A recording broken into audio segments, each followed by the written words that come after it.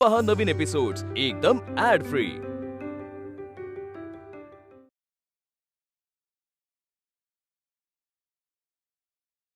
आर्या, तू काय केलेस याची कल्पना आहे का तुला? अगं खुशाल त्या मुक्ताच्या जीवावर उठलीस तू। एखाद्याला मारणं हा केवढा मोठा गुन्हा आहे माहितीये का? नशीब त्यांनी आपल्यावर केस नाही केली, नाहीतर तू आता तुरुंगात जाऊन पडली असतीस। शिवाय इज्जतीचा तमाशा झाला असता तो वेगळाच। तमाशा तमाशा तर तुम्ही दोघांनी केलाय माझ्या आयुष्याचा। त्या सारंग सोबत मला लग्नाची स्वप्न दाखवून ऐन साखरपुड्यात त्याने त्या भिकारड्या पोरीच्या भांग्यात कुंकू भरलं। तिला घरी घेऊन आला। काय केलं तुम्ही फक्त पाहत राहिलात।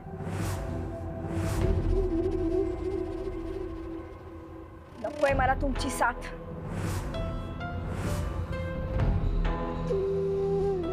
नकोय मला तुमची साथ।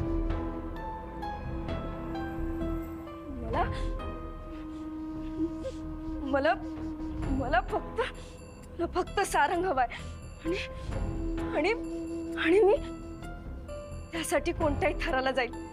मी कोणत्याही थराला जाईल। आर्या, भानावर ये। आर्या, काय झालंय तुला? स्वतःच्या आईला ढकलून देतेस? माझ्या आणि सारंगच्या मध्ये जो येईल त्याला असेच धक्के बसत राहतील। मग तो माझा रक्ताचा असो नाहीतर बाहेरचा। दादा, आता हे सगळं ना अजिबात सहन होत नाहीये मला। तिची लायकी नसताना ती गावंढळ मुलगी आपली श्रीमंती भोगतीये। आपले दागिने आपल्या महागड्या साड्या नेसून आपल्याच घरात फिरवतीये। तिला घराबाहेर कसं काढायचं ना तेच कळत नाहीये दादा।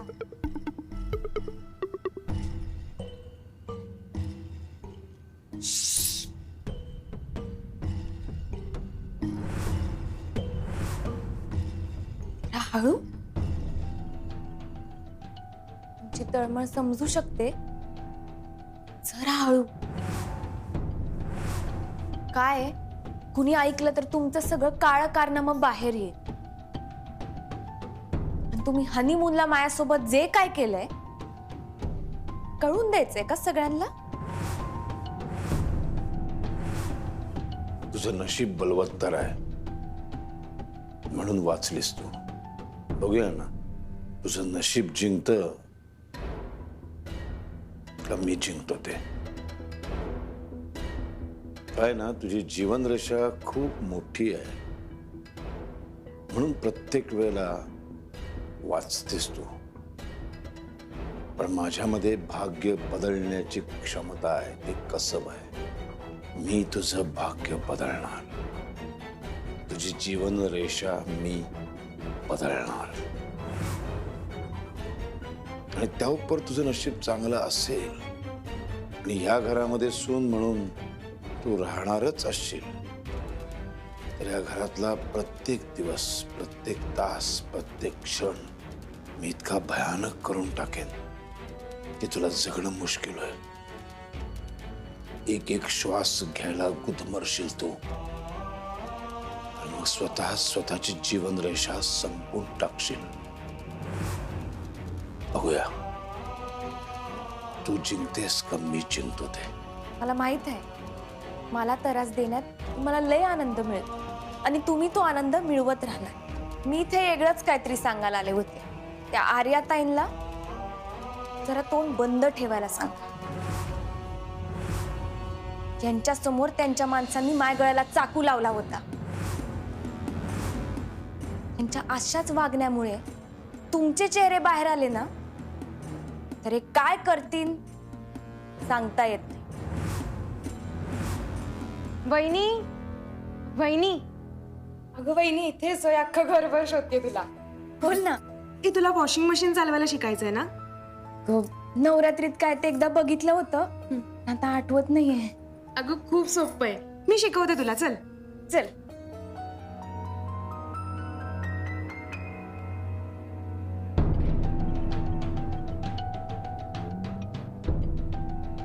खरंच सांगते, जरा हळू.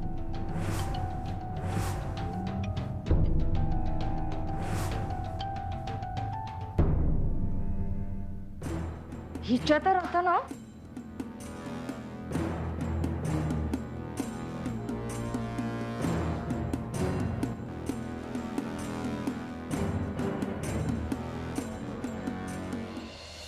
आपल्या आई वडिलांशी असं नको वागूच ग. हे बघ, तुला रडावंसं वाटत असेल ना, तर इथं आमच्यापाशी रड आणि मोकळे हो. हे हट्ट तुला, आम्हाला, आपल्या सगळ्यांना बर्बाद करून टाकतील ग. हे बघ बाळा, अगं अगं सारंगचं ना तुझ्यावर प्रेम आहे ना, त्याला तुझी काळजी आहे. तू का त्याच्या मागे लागलीयस? प्रेम नाही? असं कसं प्रेम नाही?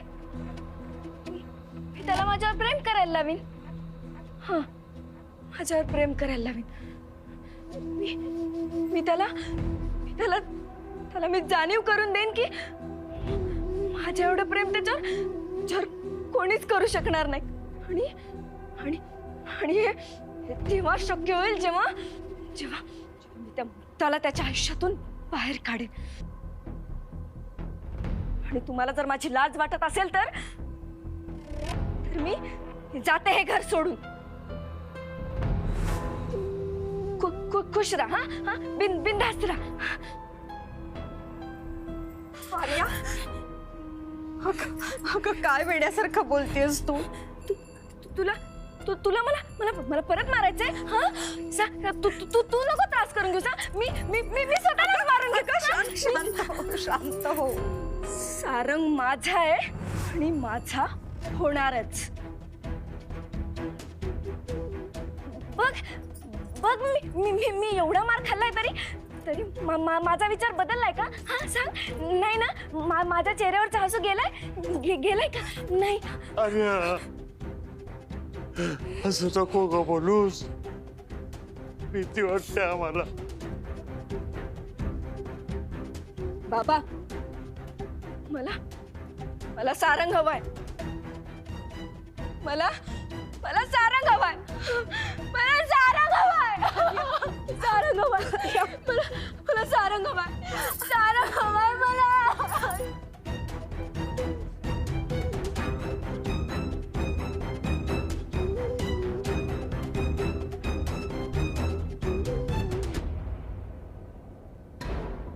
मुक्ताची ताकद मोडून काढायला हवी असा धडा शिकवा. काय बोलताय दादा?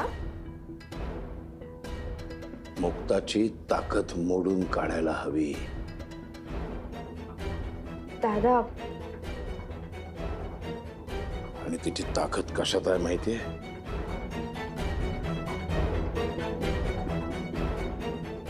सारंग आणि संबळ या दोन गोष्टी तिच्यापासून दूर नेल्या की मुक्ता कोलमडून पडेल, संपून जाईल. तेव्हा रेणुका या दोन गोष्टी तिच्यापासून दूर कशा नेता येतील याचा विचार करायला हवा. काय करायचंय ते करा, पण तिला या घरातून बाहेर काढा. आणि हो, उद्या सकाळी तिच्या या घरातली पहिली होळी आहे. तिचा पहिला सण आहे. एक एक रीतिरिवाज पार करत करत या घराचा भाग होत चालली आहे. तिने एकाच ठिकाणी लावलेले तिच्या हाताचे ठसे घरातल्या प्रत्येक भिंतीवर, दारावर, खिडक्यांवर, फरशीवर, खांबांवर, छतावर आणि तुमच्या माझ्या चेहऱ्यावर उमटताना दिसतायत. मला नाही सहन होत आहे दादा. आता तुम्हीच करा काहीतरी.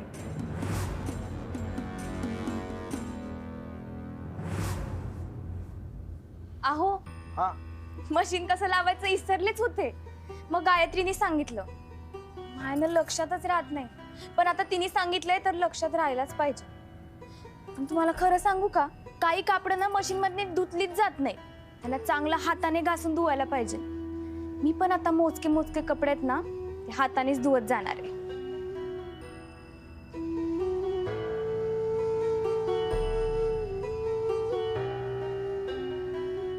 बस हा घे.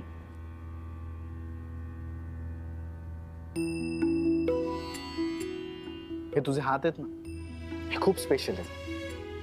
ह्या तुझ्या हातात खूप कौशल्य आहे मुक्ता.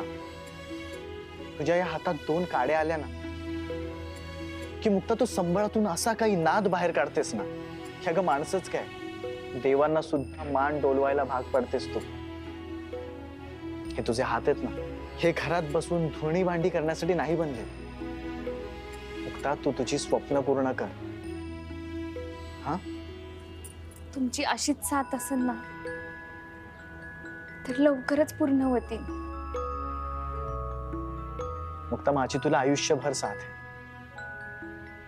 आणि सगळ्यात महत्वाचं, आपण जे ठरवलंय ना की आपल्या घराची संसाराची जबाबदारी घ्यायची, तर चल आपण कामाला लागूया. दादांचा फोन आहे. हॅलो, हा दादा बोला. हा बर, ओके दादा, हा येतो मी. हो, दादांनी बोलवलंय काम. वय मला पण आता घराबाहेर जाऊन कामाचं बघावं लागेल.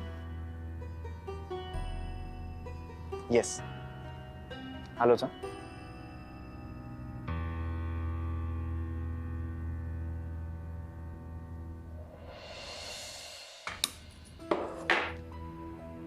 ते बटाटे उकडले का ग? हो लावले तुकडा. हा.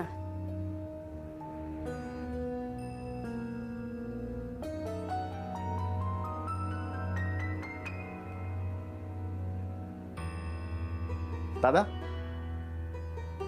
बस बस बस. हो दादा. 1 मिनिट. हा, हो दादा चालेल.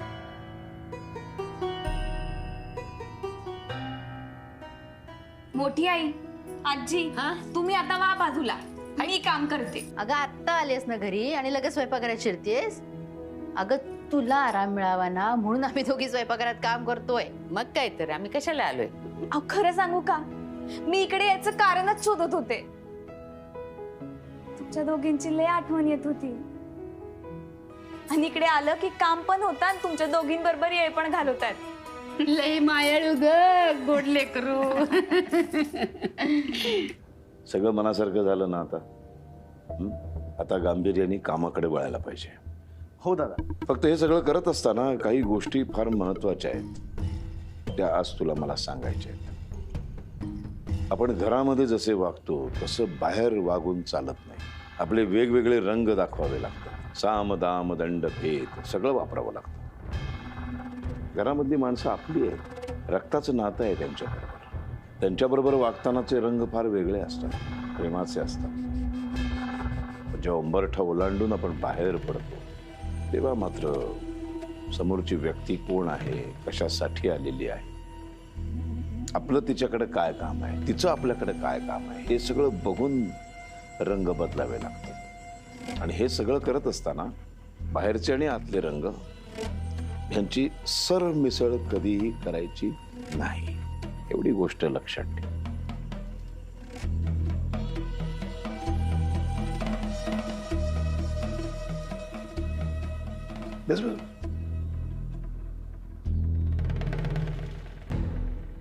घरातल्या बाईची किंमत ही तिच्या हाताला चव कशी आहे याच्यावरून केली जाते.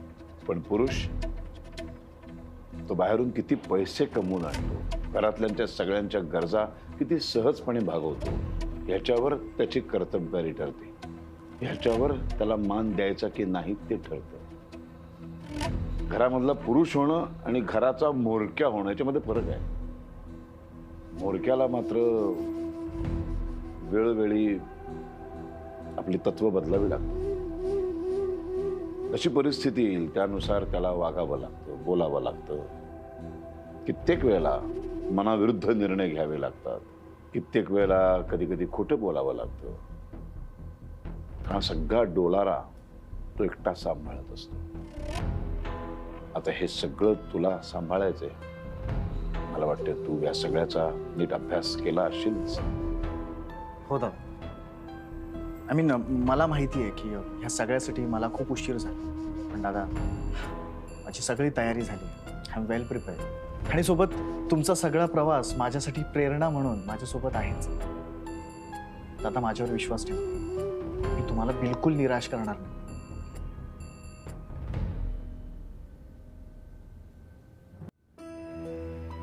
मुक्ता ये इकडे.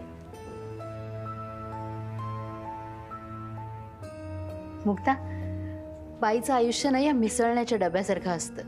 थोडंसं रंगीत, वेगवेगळ्या चवीने भरलेलं. घरातल्या माणसांच्या स्वभावानुसार चव बदलत राहायची.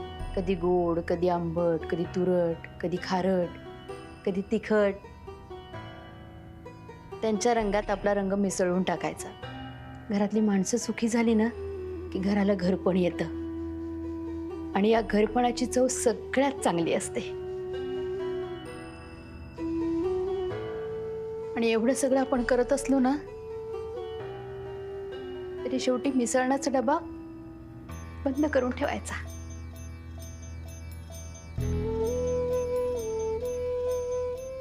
मोठी आई, म्हणून मला वाटतं बाईने या डब्याच्या बाहेर पडायला पाहिजे. या डब्याच्या बाहेर पण एक जग आहे. मातीला, झाडा फुलाला रंग पण आहे आणि गंध पण. ते समजायला आपल्याला बाहेरचं जग बघायला नको. आपल्याला भार वाहता येतो, तोल सांभाळता येतो, सगळ्यांना एका धाग्यात बांधून ठेवता येतं. आणि आपल्याकडे हे जे कसब आहे ते जगाने पण पाहायला पाहिजे. डब्यात बंद राहिलो तर सपान कशी पूर्ण होणार?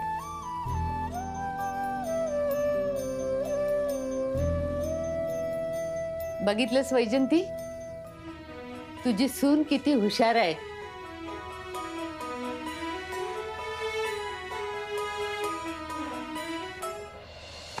एक छान कामगिरी सोपवतो तुझ्यावरती. चालेल दादा. ते जुन्नर जवळ आपली एक 10 एकर जमीन आहे. पडीक आहे, काही पिकत नाही. त्या जमिनीला लागवडीखाली आणायचे. तिथून एक 8-10 किलोमीटर अंतरावरती पाण्याचा पाट आहे. ते पाणी तुला पाईपलाईन टाकून आपल्या शेत जमिनीपर्यंत आणायचं. ही फार मोठी जबाबदारी आहे. कारण हे जे मधलं प्रवास जो आहे पाईपलाईनचा, ते बऱ्याच वेगवेगळ्या शेतकऱ्यांच्या जमिनी येतात. तर त्यांच्याबरोबर ही पाईपलाईन टाकण्यासाठी त्यांची परवानगी काढावी लागेल. कधी कधी काही शेतकरी ऐकत नाहीत, आडमुठेपणाचं धोरण अवलंबतात. अशा वेळेला मग वेगवेगळ्या मार्गाने तुला त्यांच्याबरोबर डील करावं लागेल. साम दाम दंड भेद कुठल्याही मार्गाने. एक 3-4 दिवसांचं काम आहे.